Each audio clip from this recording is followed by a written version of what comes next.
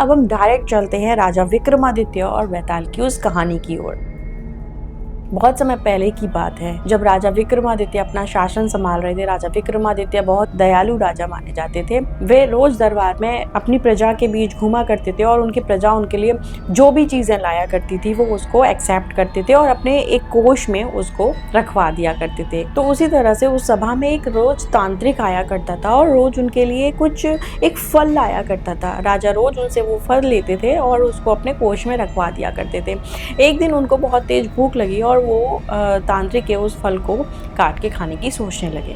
जैसे उन्होंने उस फल को काटा तो उसमें से एक अलौकिक रोशनी निकलने लगी। तो राजा विक्रमादित्य ने कहा कि जिस तांत्रिक ने ये फल हमें दिया है उसको लेकर आओ। तो जब उस तांत्रिक बाबा को उनके पास लाया गया तो उन्होंने उनको बोला कि ये आपकी शक्ति और आपके राज्य को बढ़ाएगा, इसको खाइए, इसमें बहुत सारी शक्तियाँ हैं। उन्होंने ऐसा ही किया।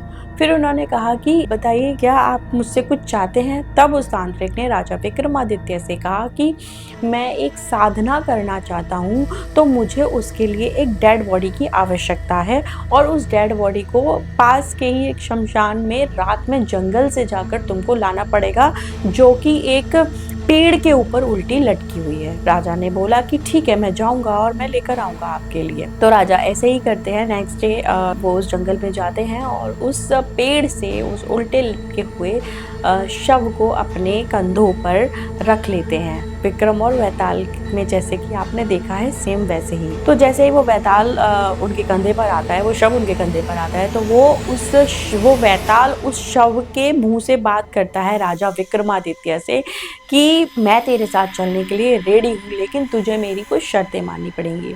मैं तुझसे एक के बाद एक कुछ कहानियाँ पूछूंगा, लेकिन अगर तुझे उसका आंसर आया और तूने उसके जवाब नहीं दिया तो मैं तेरे सिर के टुकड़े टुकड़े कर दूंगा, और अगर तूने जवाब दे दिया तो मैं उड़कर फिर से उसी पेड़ पर चला जाऊंगा। तो बेसिकली हम कह सकते हैं कि राजा विक्रमादित्य को उस वैताल ने लूप में फंसा दिया था।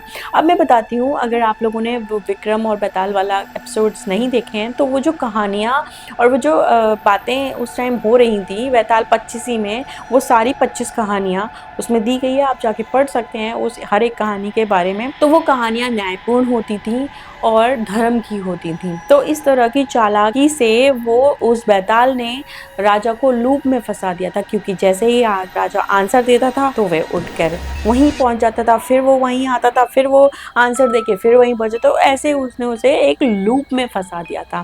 बट बहुत देर बाद वो वैताल खुश हो जाता है राजा के उस दृढ़ निश्चय से कि उसको वहाँ लेके जाना है। उसने बोला है कि ठीक है, मैं तुम्हारी इस तपस्या से, तुम्हारे इस दृढ़ निश्चय से बहुत खुश हूँ, अब मैं तुम्हारे साथ चलने के लिए तैयार हूँ। लेकिन वैताल बताता है कि तुम जिस तांत्रिक के पास मुझे लेकर जाना चाहते हो वो तांत्रिक आखिरकार तुम्हें ही मारना चाहता है। राजा ने कहा कि वैताल है, इसने मेरे साथ भी छल किया है, हो सकता है ये मेरे को फिर से पागल बना रहा हो। लेकिन उसने फिर भी उस चीज को दिमाग में रखा कि कुछ तो हो सकता है, अगर उसने मुझसे कहा है तो मे भी कुछ हो सकता है। तो उसने जैसे ही वो तांत्रिक के पास उस शव को लेकर जाता है, उस वैताल को लेकर जाता है और वो वहाँ पे रख देता है, तो तांत्रिक बोलता है कि अब मुझे एक फ्रेश डेड बॉडी की भी जरूरत है। तो राजा बोलते हैं कि वो फ्रेश डेड बॉडी मैं कहाँ से लाऊं। तो वैताल की बात सच होने वाली थी कि अब वो तांत्रिक उस राजा को मार के उस डेड बॉडी से अपनी क्रिया पूरा करना चाहता था। राजा के दिमाग में ऑलरेडी वैताल की बात थी, तो उसने तुरंत उस तांत्रिक को मृत्युदंड दिया और उन सबसे सिक्योर हो गए। तो ये थी राजा विक्रमादित्य और वैताल की कहानी, जिसके ऊपर पूरी एक बुक वैताल 25 लिखी हुई है। इसके ऊपर एक सीरियल भी था जिसके बारे में मैं आपको स्टार्टिंग में ही बता चुकी हूँ। तो दैट इज वैताल। वैताल बहुत अच्छे भी होते हैं, वैताल बहुत बुरे भी होते हैं। इनके ऊपर जो